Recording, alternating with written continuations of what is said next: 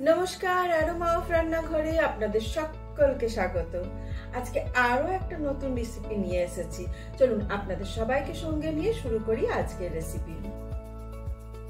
আজ আমি আপনাদের সঙ্গে একটা দারুণ সুন্দর স্বাদের কাটলেটের রেসিপি শেয়ার করছি। সঙ্গে থাকুন, দেখতে থাকুন। দেখুন আমি কি কি নিয়েছি। দেখুন এটা কিন্তু ভিজে চিড়ে, আর চিড়েটা কিন্তু একদম পাতলা চিড়ে নিয়েছি আজকে।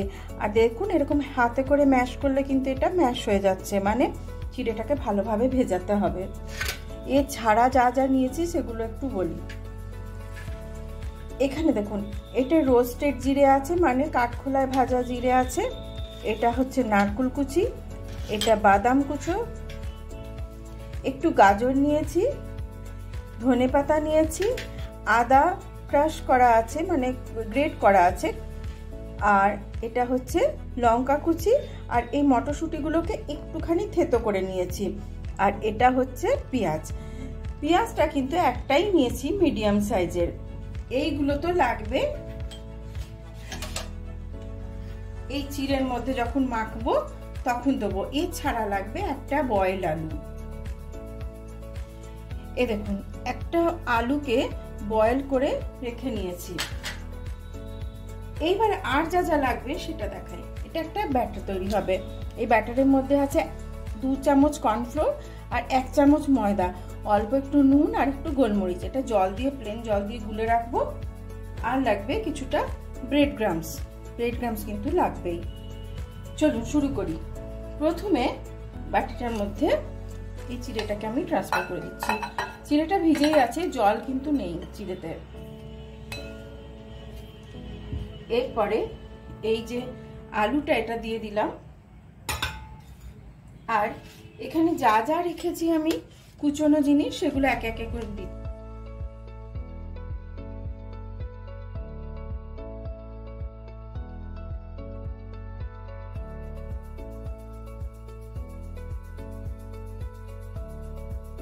এবারে এগুলোকে খুব ভালো করে মেখে নেবো।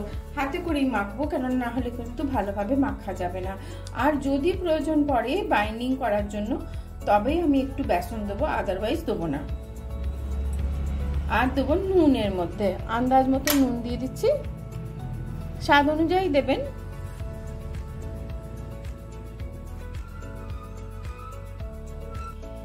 এবার একটু দিচ্ছি হলুদ গুঁড়ো, একটু দিলাম লঙ্কার গুঁড়ো, আর একটু লেবু রস দিয়ে দিচ্ছি। লেবু রসের বদলে আমচুর পাউডারও দিতে পারেন, তবে লেবু রস সবসময় বাড়িতে থাকে সবার, সেই জন্য আমি লেবু রসই দিয়ে দেখালাম। আমচুর পাউডার দিলেও কিন্তু টেস্ট খুব ভালো হবে। আর এই পুরো স্বাদটাকে ব্যালেন্স করার জন্য সামান্য একটুখানি চিনি দিয়ে দিচ্ছি।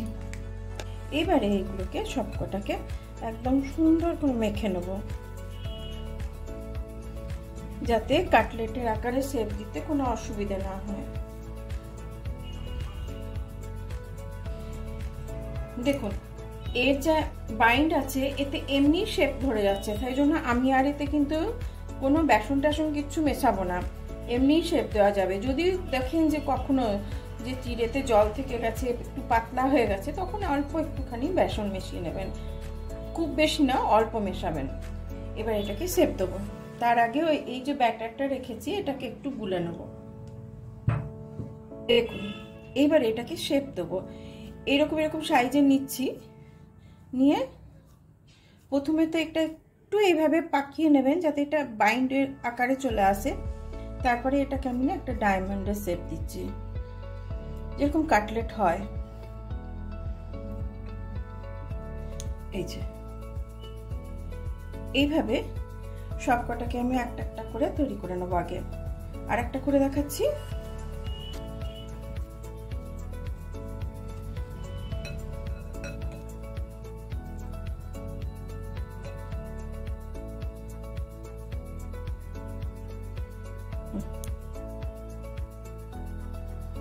আগে সবগুলো করিয়ে নিই, তারপরে দেখাবো আমি নেক্সট স্টেপ কি হবে সেটা আপনাদের বলছি। এই সবকটাকে শেপ দেওয়া হয়ে গেছে। এবারে যেটা করতে হবে সেটা হচ্ছে এই যে ঘোলটা রেখেছি, এই ঘোলটাতে ফার্স্ট ডোবাবো। এই দেখুন ডোবালাম। এইবারে এই যে ব্রেড ক্রাম্বস রেখেছি এতে কোট করব। আবার এই ঘোলে ডোবাবো আর আবার এই ব্রেড ক্রাম্বসে ডোবাবো, দিয়ে একটা একটা করে করে নেব। এই প্রসেসে প্রত্যেকটাকে করব। প্রথমে এই ঘোলে ডোবাবো,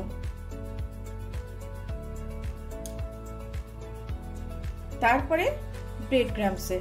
তার জন্য কি করবেন, দুটো হাত ইউজ করবেন। এই লেফট হ্যান্ডটাকে শুকনো রাখবেন, তাহলে সুবিধে হবে। হয়ে গেল, ঝেড়ে নিন। এইবারে আবার ব্রেড ক্রাম্বস, ঘোল আর ব্রেড ক্রাম্বসে এইভাবে প্রত্যেকটাকে করব। এই সব কটা হয়ে যাক, তারপরে আমি নেক্সট স্টেপ যখন ভাজবো তখন দেখাবো। দেখুন সব কটা আমি হয়ে গেছে, করে নিয়েছি। এবারে ভাজবো। বিলিভ মি, কেউ বুঝতে পারবেন না আপনি কিসের কাটলেট বানিয়ে খাওয়াচ্ছেন, এত সুন্দর হয় খেতে। চলুন ভাজি এবার। দেখুন আমি এখানে ফ্রাই প্যান গরম করতে দিয়েছি, সাদা তেলে ভাজবো। খুব বেশি তেল দেবো না, কারণ এটা অল্প তেলেই ভাজা হয়ে যাবে। তেল গরম হয়ে গেছে, এবার এগুলো একটা একটা করে ভেজে তুলে নেব।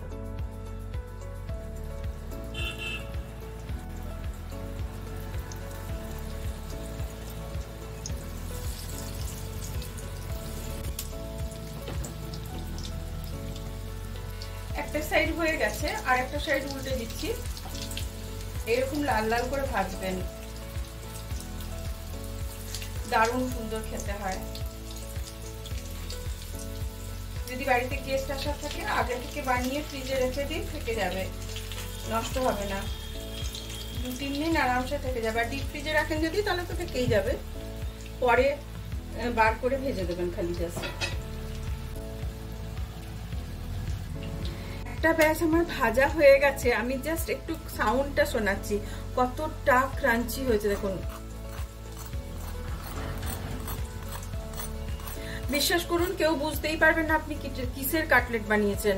এত সুন্দর খেতে হয় না, দারুণ সুন্দর খেতে হয়। আর সব থেকে বড় কথা হচ্ছে তেল শোক করে না। এ দেখুন আমি দেখাচ্ছি, আমি আর তেল দিইনি, আমি যা তেল দিয়েছিলাম তাতেই আমি সেকেন্ড ব্যাচ ভাজছি।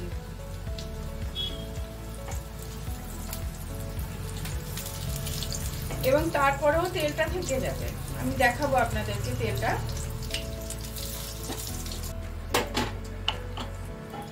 দেখুন এখনো কিন্তু তেল এতটা বেঁচে আছে, মানে আমি হাফ কাপ তেল দিয়েছিলাম, তার থেকে 1/3 একটু কম তো তেল বেঁচেই আছে। চলুন এবার আমি পরিবেশন করে দেবো। সবগুলো ভাজা হয়ে গেছে আমার। দেখুন কিরকম হয়েছে এই রেসিপি। বাড়িতে গেস্ট আসলে কিংবা সন্ধ্যেবেলা জলখাবারে চায়ের সাথে বানিয়ে আগে থেকে ফ্রিজে রেখে দিন, আর তারপরে ভেজে পরিবেশন করুন। দারুণ সুন্দর, এবং সব থেকে বড় কথা হচ্ছে স্বাস্থ্যকর। খুব কম সময় হয়ে যায়, জাস্ট চিড়েটা ভিজতে যতক্ষণ সময় লাগবে। সবকটা উপকরণ দিয়ে বানিয়ে নিন তাহলে তাড়াতাড়ি। আর একদিন অবশ্যই আমাকে কমেন্ট বক্সে জানাবেন যে বানিয়ে কিরকম লাগলো। আর যদি ভালো লেগে থাকে এই রেসিপি, তাহলে প্লিজ আমার সঙ্গে থাকুন, চ্যানেলটাকে সাপোর্ট করুন, আর লাইক শেয়ার সাবস্ক্রাইব করবেন। আর যে সমস্ত দর্শক বন্ধু আমার এই রেসিপি ফেসবুক পেজ থেকে দেখছেন, তাদের কাছেও আমার বিশেষ অনুরোধ রইল, প্লিজ চ্যানেলটাকে ফলো করুন। অনেক অনেক ধন্যবাদ। সুস্থ থাকবেন, ভালো থাকবেন।